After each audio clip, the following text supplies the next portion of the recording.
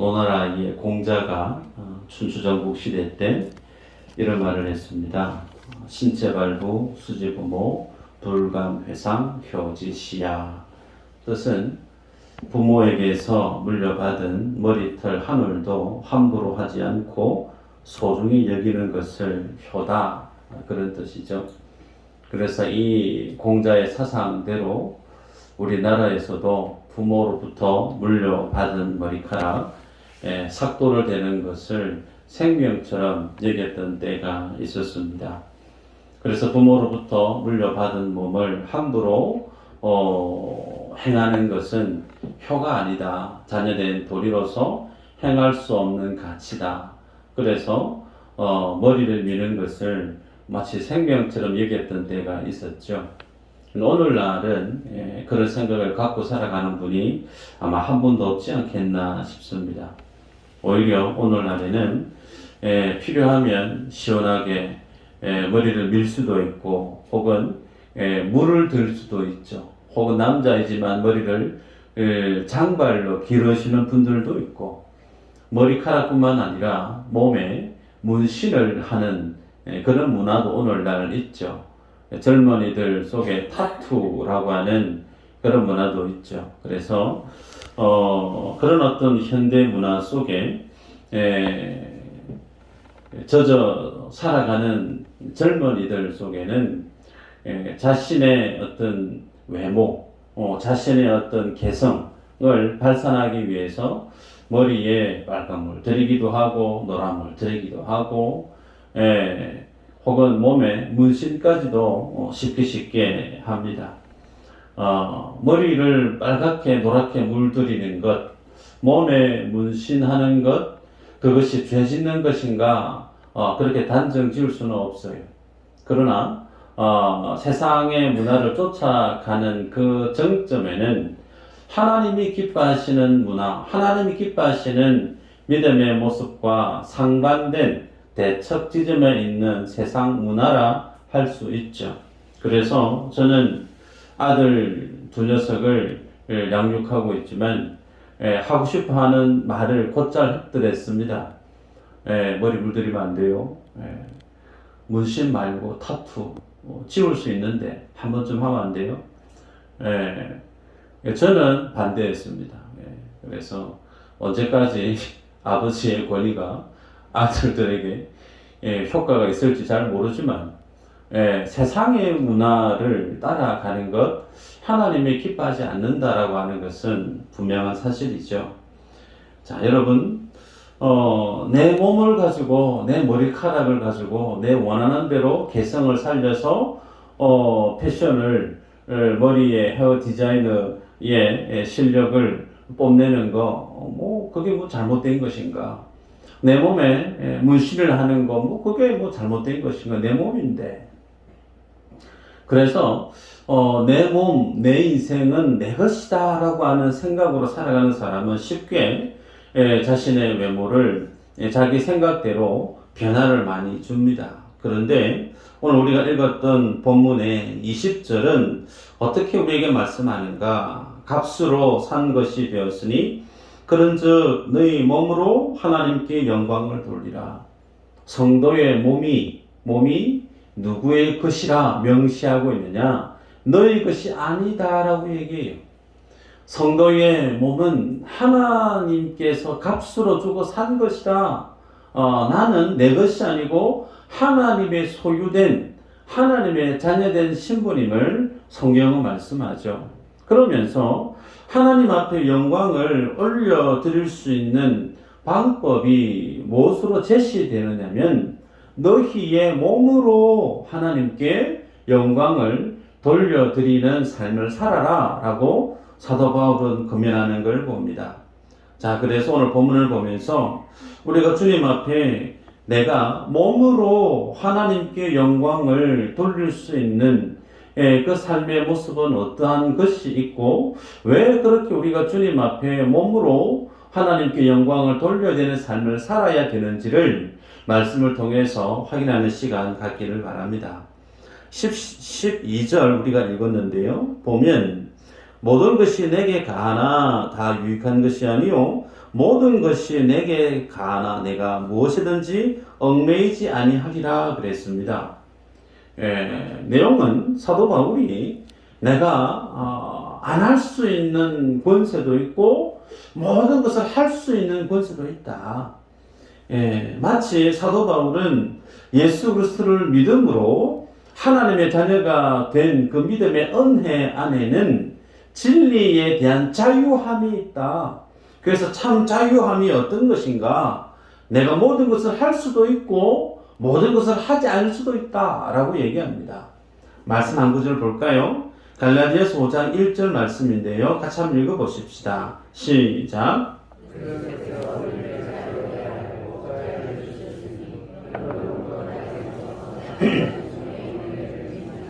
아멘. 그리스도께서 우리를 자유롭게 하려고 자유를 주셨다. 우리에게 자유롭게 하는 삶, 그 자유를 주기 위해서 주님 우리에게 자유를 주셨다. 그러시면서 다시는 종의 멍에를 매지 마라 라고 말씀합니다. 여기에서 종의 멍에라 표현되어지는 것은 율법에 대한 어떤 사고방식 혹은 죄에 대한 모습을 말할 수 있습니다. 그래서 사도 바울은 예수 그리스도를 믿음으로 하나님의 은혜로 얻어진 그 자유를 자기의 삶을 통해서 어떻게 그 자유를 드러내 보이며 살아야 되는지를 자기의 삶을 통해서 아주 모범적으로 우리에게 보여줬죠. 그래서 그는 우상에게 바쳐졌던 재물, 돼지고기 혹은 소고기 뭐든지 간에요. 그것을 먹을 수 있는 권리 있다. 그래서 우상에게 돌려졌던 그 재물을 마음껏 먹을 수 있는 권한이 있었고, 또 하나는 믿음이 어린 자가 그 우상에게 드려졌던 재물을 먹는 모습 때문에 혹 시험을 들게 되어지면 나는 다시는 평생 그 재물에 드려졌던 그 고기를 내가 먹지 않겠다라고도 얘기했어요. 그래서 교회 신앙생활을 하다 보면 믿지 않는 가정에서 교회 등록하신 성도님들이 있죠. 그러면 기존에 집에서 형제들 간에 제사 차례 문화가 있습니다. 제사 혹은 차례를 드렸을 때 제사상에 올려갔던 그 음식을 이걸 먹어야 될지 이걸 안 먹어야 될지 안 먹자니 믿는 사람이지만 믿지 않는 친구들 틈바구니에서 뭔가 좀 하나 된 그런 분위기를 깨는 것 같고 이걸 먹자니 신앙의 어떤 기준에서 안 맞는 것 같고 그래서 상당히 제사 음식을 대할 때마다 성도들이 그 마음이 불편한 것이 사실이에요. 그런데 사도 바울은 그거 먹어도 되고 안 먹어도 되고 먹고 싶으면 먹어도 된다는 거예요. 그런데 내가 그 제사 음식을 먹는 것을 통해서 믿음이 연약한 자가 볼 때 어떻게 예수 믿는 사람이 제사 음식을 먹을 수 있어 잘못된 거 아닌가? 믿음은 제가 아닌 것 같은데 라고 하는 성숙하지 못한 성도가 볼 때 시험될까 싶어서 그를 위해서 내가 제사 음식 평생 먹지 않을 권세도 있다라고 얘기합니다. 또 하나는 사도 바울은 예수님을 믿음으로 율법에서 벗어나 버렸어요.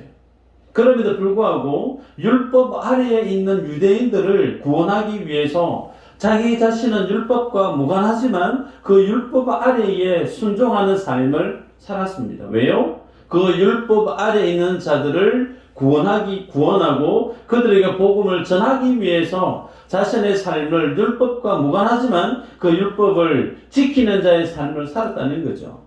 또 어떤 때는 율법과 무관한 이방인들에게 나아갔을 때는 그 율법과 아무 상관없이 율법과 무방하게 살아가는 이방인들을 전도하고 구원하기 위해서 그는 율법과 상관없는 삶을 또한 살았습니다.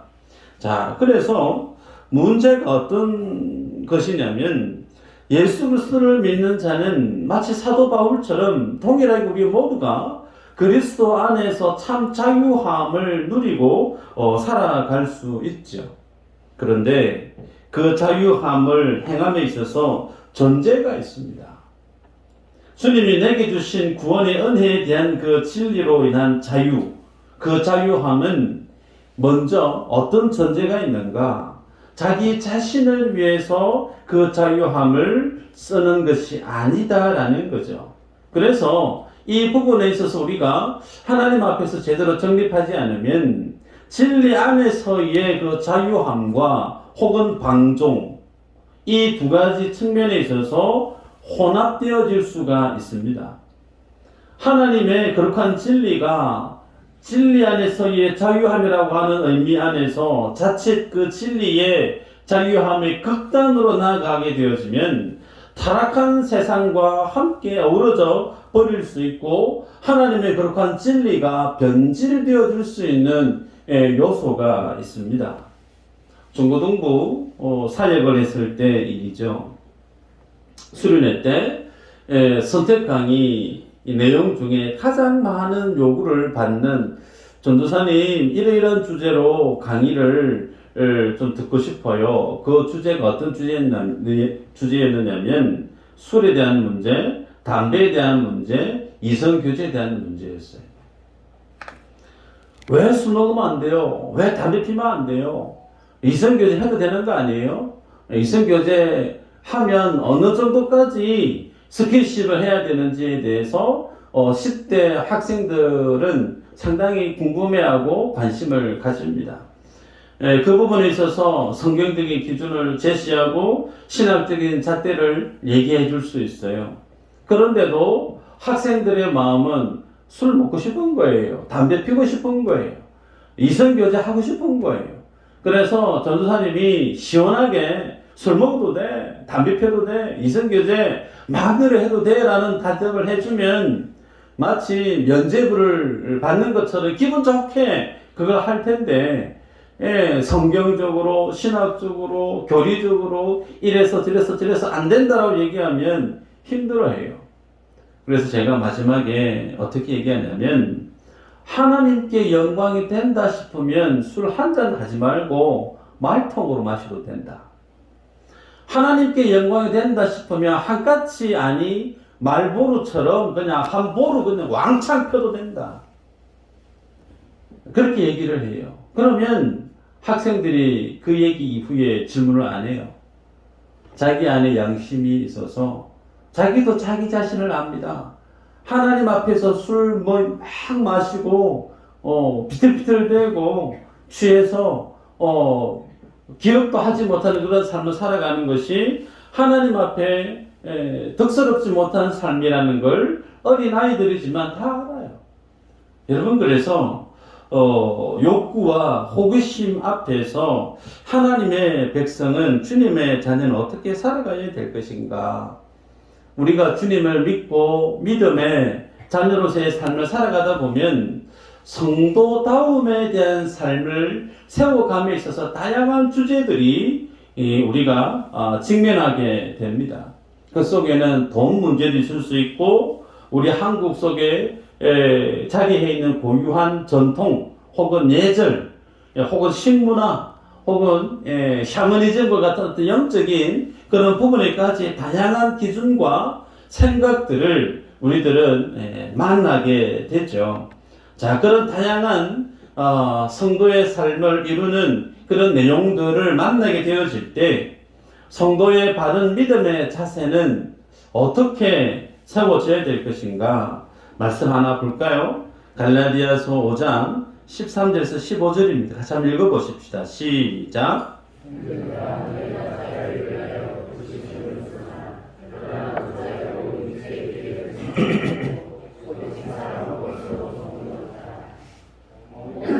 내 이웃 사랑하기를 내 자신같이 하라 하신 한 말씀에서 이루어졌나니 만일 서로 물고 먹으면 피차 멸망할까 조심하라. 여기 보면요, 하나님께서 주님의 십자가 은혜로 구원받은 초대교회 성도들을 자유함으로 너희를 불렀다 그렇게 말씀을 합니다. 그래서 너희를 자유롭게 하기 위해서 불렀는데 너희에게 주어진 그 자유를 어떻게 사용하라고 권면하느냐면 육체의 기회로 삼지 마라. 육체의 기회로 삼으라고 하는 것은 자기 육체의 소욕이에요. 죄의 소욕이에요. 세상이 즐겨하는 것들을 향한 어떤 기회로 하나님이 너희에게 준 자유함의 그 권한을 그렇게 사용해서는 안 된다라고 얘기합니다. 오히려 하나님이 주신 그 자유함의 은혜를, 그 기회를 서로가 서로에게 종노릇하는 삶을 살아야 된다. 그렇게 너희에게 준 자유함에 대한 권리를 서로가 서로에게 종노릇하는 섬김의 삶을 살아가는 삶을 살게 하는 것이 너희에게 준 자유함에 대한 주님의 뜻이다 라고 성경은 우리에게 말씀합니다. 자, 그러면 여러분 서로에게 종노릇하듯 사랑하는 것, 그것은 무엇을 의미하는가? 내 이웃을 내 몸처럼 사랑하는 것이죠. 그러면 내 이웃을 내 몸처럼 사랑하려고 하면 어떻게 해야 되는가? 나는 나를 사랑하게 되어지면 내 이웃을 사랑하기 어려워요. 인정하셔야 됩니다. 내가 나를 사랑하게 되어지면 곁에 있는 이웃을 사랑할 수 없어요. 반대로 곁에 있는 이웃을 사랑하려고 하면 나는 나를 사랑해서는 안 됩니다. 나를 그에게 종으로 나를 내려놔야 가능합니다. 그래서 성도는 자기의 기쁨, 자기의 행복, 자기의 안락함을 추구하는 자가 아니고 성도는 도리어 이웃에게 그의 기쁨과 그의 유익을 위해서 나의 그 모든 것을 마치 종처럼 내려놓는 삶을 사는 것, 그것이 하나님이 우리에게 주신 구원의 은혜라고 하는 가치고 의미고 내용이죠. 자, 그러면 솔직하게 나는 내가 내 이웃을 내 몸처럼 사랑할 수 있는가 쉽지가 않아요. 그죠? 그런데 누가 내 이웃을 내 몸처럼 사랑하는 삶을 사셨는가? 예수님이시죠. 예수님이 그렇게 자신의 백성들을 위해서 그렇게 주님의 삶을 던지듯이 사랑하셨습니다. 사도 바울은 오늘 읽었던 본문에 보면 그렇게 예수님을 신뢰하는 그런 주님을 믿는 믿음의 사람들을 어떻게 설명하느냐? 15절에서는 너희 몸이 그리스도의 지체다라고 얘기해요. 자, 또 17절은 주와 합하는 자는 한 영이니라 그렇게 말씀을 했어요. 그리고 19절 20절 한번 읽어볼까요? 19절 20절 시작. 너희 몸은 너희가 하나님께로부터 받은 바 너희 가운데 계신 성령의 전인 줄 알지 못하느냐? 너희는 너희 자신의 것이 아니라 값으로 산 것이 되었으니 그런즉 너희 몸으로 하나님께 영광을 돌리라. 아멘. 주님은 우리에게 우리의 몸이 주님의 지체다라고 얘기해요. 나의 몸은, 내 인생은, 내 몸은 하나님과 독립되어져 있는 것이 아니고 내 몸 자체가, 내 인생이, 내 삶이 하나님의 지체다라고, 예수님의 지체다라고 얘기합니다.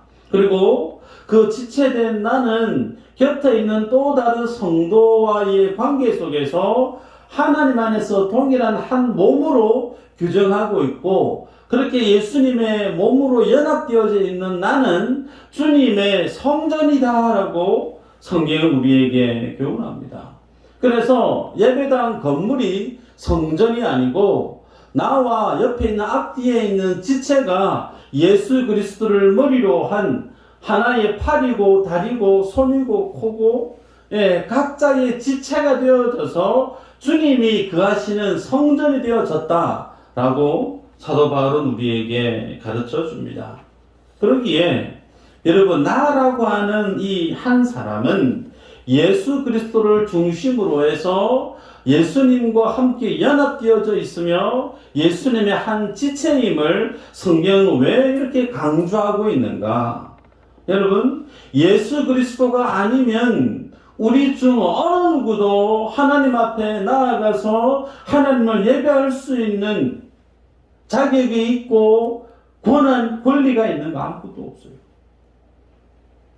우리가 예수 그리스도와 연합되어 있지 않으면 우리가 세례식 우리가 거행했지만 예수 그리스도와 연합되어 있지 않으면 내 이름으로 나의 자아로 하나님 앞에 나아갈 수 있는 권리가 있는가? 없어요. 우리가 하나님께 나아가서 하나님의 은혜를 누리고 하나님의 복을 누리려면 절대적으로 예수 그리스도와 연합이 되어져야만 가능합니다.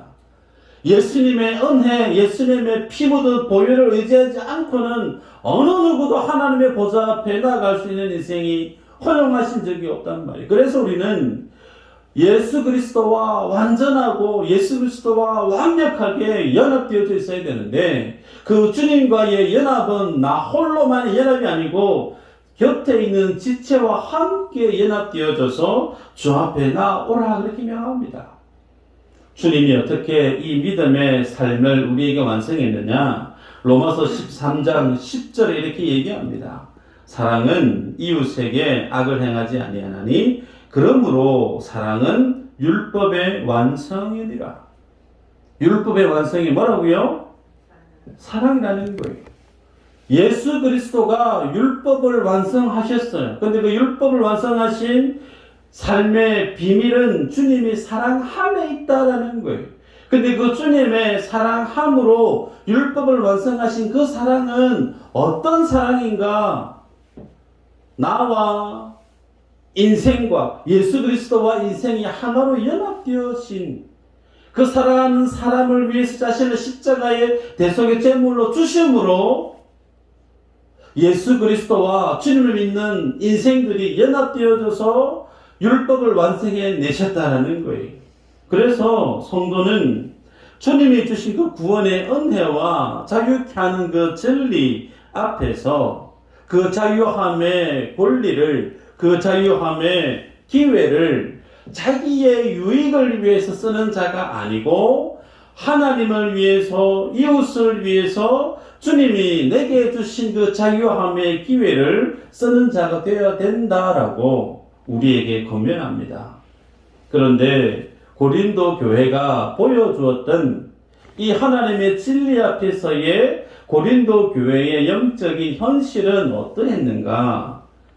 13절을 보면요, 음식은 배를 위하여 있고 배는 음식을 위하여 있다 그랬고, 몸은 음란을 위하여 있지 않고 오직 주를 위하여 있으며 주는 몸을 위하여 계시느니라 그랬습니다.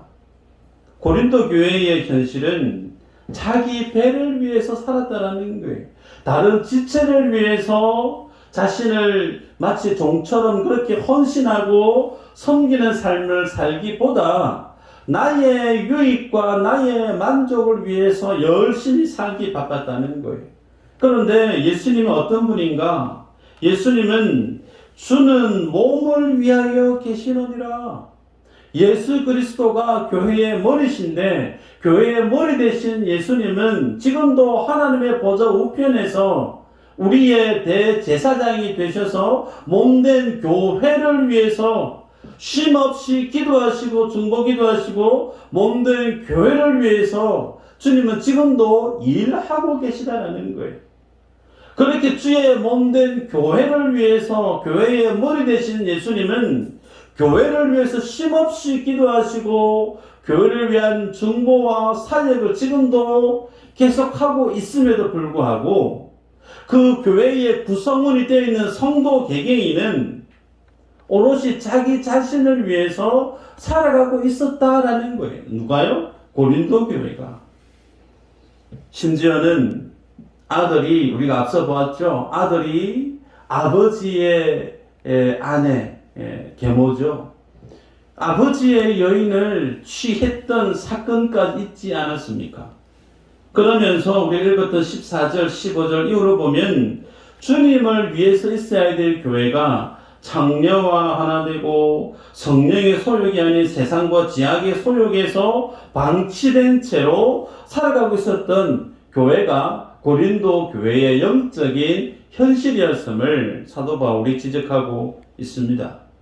그래서 18절, 19절에 성도의 몸이 주님 앞에 어느 정도의 모습으로 겸비해야 되는가 우리에게 도전하죠.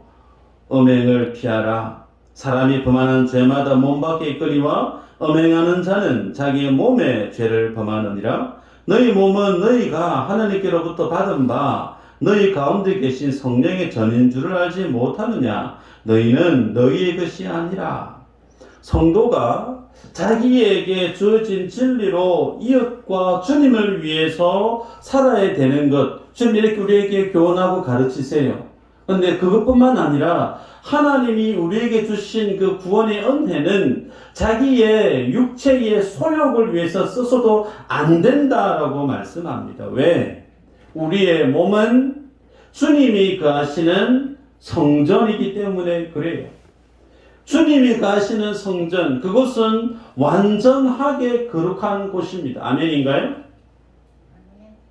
구약에 거룩하신 주님이 죄인들 가운데 나오시면 그 인생은 죽을 수밖에 없어요. 그래서 하나님은 완전한 빛이십니다. 빛 대신 주님 앞에는 어둠이 없어요. 빛 대신 주님 앞에 인생이 조금이라도 죄를 가지고 나오게 되어지면 그 죄는 하나님께 앞에 설 때 하나님은 완전한 의 대신 주님이시기 때문에 의 대신 그 하나님은 인간이 그 죄를 못 본 척 지나칠 수가 없어요. 심판하십니다. 죄에 대한 심판은 죽음으로 끝이 나요. 그런 주님이 우리 안에 오셔서 성령의 전으로 거하시겠다라는 거예요. 우리를 그렇게 주님이 예수님의 보혈로 주님이 거하시는 성전으로 예배당으로 우리 개개인을 그렇게 만들어 버리셨다는 거예요. 그런데 우리가 그렇게 만들어 놓으신 그 주님의 성령의 전임에도 불구하고 그런 내 몸을 음행 가운데 세상의 육체의 소욕 가운데 그렇게 던져서는 안 된다라고 말씀을 하시는 거죠. 이 가운데 혹 한 분이라도 하나님을 좀 더 깊이 알고 싶다. 주님의 은혜를 내가 좀 더 깊이 경험하고 싶다. 라고 간절함이 있는 분 계시다면 팁을 알려드릴게요. 죄 문제를 청산하셔야 돼요. 죄 문제를 주님 앞에 하나하나 정리하지 않으면 성령은 우리 안에 오셔서 성령의 충만히 역사 못하십니다. 하나님은 거룩하신 분이세요. 그 거룩하신 주님 우리 안에 오셔서 우리를 하나님의 자녀답게 빚어가기를 열망하시는데 그 하나님의 사랑하심, 그 하나님의 능력, 그 하나님의 축복을 내 삶들 속에 빼곡히 채워가기를 원하시는 성도는 반드시 주님 앞에서 내 자신의 몸의 모습을 말씀에 비추어서 드러나는 그 모든 죄의 모습들을 하나하나 주님 앞에서 다 해결하셔야 돼요. 그거 해결하지 않으면 우리는 하나님의 그 풍성하심을 공급받을 수가 없습니다. 성경시대에 헬라 철학이 당대의 정신사를 주도했죠. 플라톤의 이데아론, 소위 이원론적인 사고방식이죠. 그 플라톤의 이원론적인 사고가 성경의 구원론과 결합되어져서 영육 이원론의 성향이 강했던 초대교회 시절에 오늘 고린도 교회가 있습니다. 그래서 이 당대에 많은 사람들이 구원을 예수님을 믿음으로 구원을 얻는 것을 어떻게 이해했었느냐면 예수를 믿음으로 영혼은 구원을 받고 육신은 영혼으로부터 완전히 분리되어져야 된다라고 믿고 있었어요. 그래서 영혼은 예수님을 믿음으로 거룩하게 되어지고 예수님을 믿음으로 완전하게 주님 나라에 가는 것이고 육체는 영보다 본질적으로 추하고 모자라고 결국은 죽게 되어지는 것으로 생각을 했단 말이죠. 여기에서 영육 이원론 안에서 두 가지의 사고방식이 생겨납니다. 하나는 쾌락주의죠. 영이 구원받았고 육은 어차피 이 땅 가운데 죽어 없어지는 물질이기 때문에 물질은 저급하고 열등하고 악한 것이기 때문에 이 육체는 어차피 죽을 것이고 죄악 가운데 오염되어 있는 것이기 때문에 마음대로 해도 된다는 거예요. 그래서 내 영만 주님 앞에 구원받았으면 됐고 내 육체는 어떻게 해도 상관이 없다는 거예요. 그래서 그 쾌락주의 끝은 무엇으로 도달하게 되어지느냐면 고린도 교회 같은 경우에 보면 아들이 아버지의 아내를 취하는 자리까지 엄행이 교회 안에 들어와도 아무렇지 않은 것으로 여겼다라는 거예요. 쾌락주의의 끝, 그것은 윤리, 도덕, 폐기론자로 나아갑니다. 윤리, 도덕 지킬 필요 없다는 거예요. 왜? 내 영은 구원받았고 그 구원이 완전하기 때문에 내 육체의 삶은 어떻게 살아도 별 아무 상관이 없다. 실제 제가 중국에서 사역했을 때 그와 같은 가르침을 전하는 분들을 제가 만난 적이 있습니다. 성경은 너무 잘 알아요. 그런데 그 삶은 예수 믿지 않는 사람보다 더 험합니다. 심지어 그런 잘못된 사상으로 복음을 전한다고 나온 선교사가 있습니다. 그 선교사에게 자기의 아내를 같이 하룻밤 자라고. 왜? 육체는 이미 죄관도 오염돼서 버려져야 되니까 아무 상관이 없다는 거예요. 그런 사고방식으로 복음을 전하는 사람도 있습니다. 반대는 어떤 경우가 있는가? 금욕주의죠. 예수님을 믿음으로 내가 구원을 받았으니까 구원받은 나의 영혼이 구원받은 이 거룩함을 지켜내는 육체도 거룩해야 된다는 거예요. 그래서 금욕주의적으로 나아가는 겁니다. 육체를 학대하기도 하고 절제하기도 하고 욕구를 가로막는 행위. 그래서 내가 예수님을 믿음으로 많은 것을 금하는 절제하는 그 삶의 열심, 그것은 또 다른 무엇으로 드러나게 되어지느냐면 율법주의로 드러난다는 거예요. 내가 주님을 사랑하기 때문에 내가 이것도 금했고 이것도 안 했고 이것도 안 했다라고 하는 자기의 자랑으로 변질되어져서 예수님 우리에게 주신 그 구원의 은혜가 율법주의로 행위로 변질되어져 버린 모습도 있다는 겁니다. 그래서 우리는 이 양극단 가운데 주님 앞에 바른 믿음의 구원의 진리를 겸비해야 되겠죠. 여러분, 사도 바울은 로마서 14장 7절에서 10절에 이렇게 얘기합니다. 한번 읽어볼까요? 시작.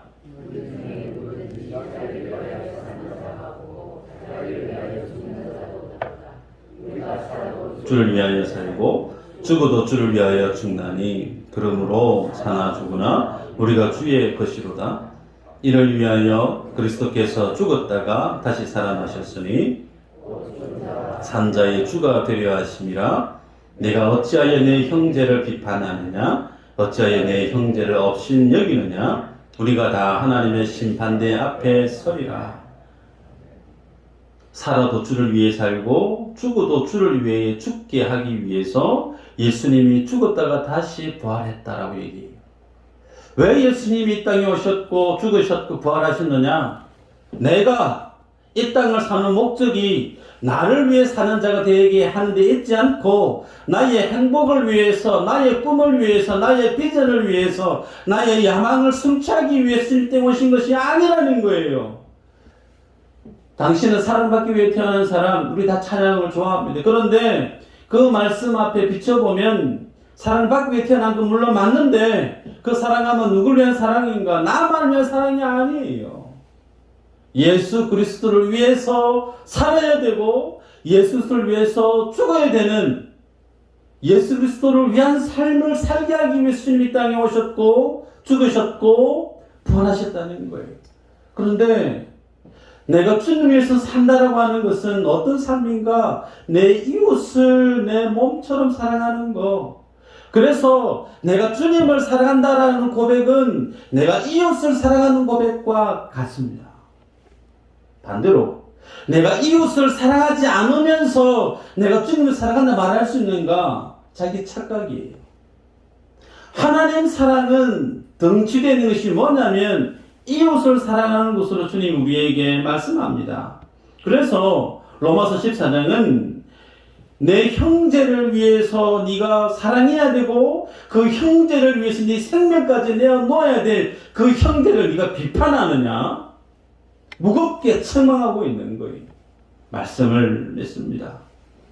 주님이 우리에게 주신 구원의 은혜와 진리의 자유함은 오롯이 주를 위해서 써야 되고 이웃을 위해서 쓰게끔 우리에게 주신 구원의 은혜라는 거죠. 그러면 자답해 보시기를 바랍니다. 나는 나를 위해서 살고 있는가, 아니면 주님과 이웃을 위해서 살고 있는가? 스스로 속으로 답을 해보시길 바라요. 지난 일주일 동안 나는 하나님을 위해서 살았던 시간이 어느 정도 되고 이웃을 위해서 할애했던 시간이 어느 정도 되는가? 부끄럽게 쭈삣쭈삣 시원하게 말을 못할 수 있다라면 두 번째 질문이, 그러면 나는 이제 주님과 이웃을 위해서 어떻게 살아야 되는가? 어떻게 살아야 되는가? 이웃을 사랑하는 자로 주님 우리에게 살 것을 명령하고 있어요. 그 이웃을 사랑하기 위해서 가장 먼저 해야 될 것이 뭐냐면 기도부터 하는 겁니다. 기도부터. 모든 하나님의 사역의 첫발은 기도예요. 기도예요. 왜 내 가정 안에 화목함이 없지? 당신 때문에, 누구 때문에, 돈이 없어서, 뭐 때문에, 아닙니다. 기도가 없어서 그래요. 교회 안에 뭔가가 문제가 있으면 그 문제 누구 때문에 뭐가 없기 때문에 아니에요. 기도가 없기 때문에 그래요. 기도하면 하나님이 그 문제를 풀어가게 하시는 원인을 보게 하시고 그 문제를 덮어버리시는 놀라운 은혜를 우리에게 공급해 주십니다. 여러분에게 알려드립니다. 어떻게 지체를 사랑해야 될까? 기도하세요. 기도부터 시작하시길 바랍니다. 두 번째, 지체를 사랑할 수 있는 방법, 구중물에 손을 담궈야 된다는 거예요. 쉽게 얘기하면 누군가가 변기에 손을 넣어서 청소를 합니다. 그래서 우리가 깨끗하게 화장실을 쓸 수 있어요. 누군가는 사다리를 놓고 높이 올라가서 손을 뻗어서 일을 했기 때문에 우리가 쾌적한 환경 가운데 예배를 드려요. 누군가가 교회 밑에 텃밭에 가서 붉은 땀방울을 뚝뚝 흘렸기 때문에 우리의 점심 식탁이 풍성해질 수가 있어요. 여러분, 그것을 오늘 성경은 뭐로 표현하고 있느냐면 너희 몸으로 하나님께 영광을 돌리라. 달리 영광 여러분 찾으러 필요 없어요. 몸으로 땀을 흘리시고 시간을 들이시고 마음을 들여서 지차에게 나의 시간을 드리고 나의 땀을 흘릴 때 그것이 뭐라는 거예요? 하나님 우리에게 받으시는 영광, 다른 거 아닙니다. 말 아니에요. 생각 아니에요. 우리의 몸으로 하나님 앞에 영광을 올려드리라 라고 주님 우리에게 고면합니다. 도전합니다. 이 믿음의 삶을 충실히 겸비해내는 모든 믿음의 권속들 되시기를 주의 이름으로 축복합니다.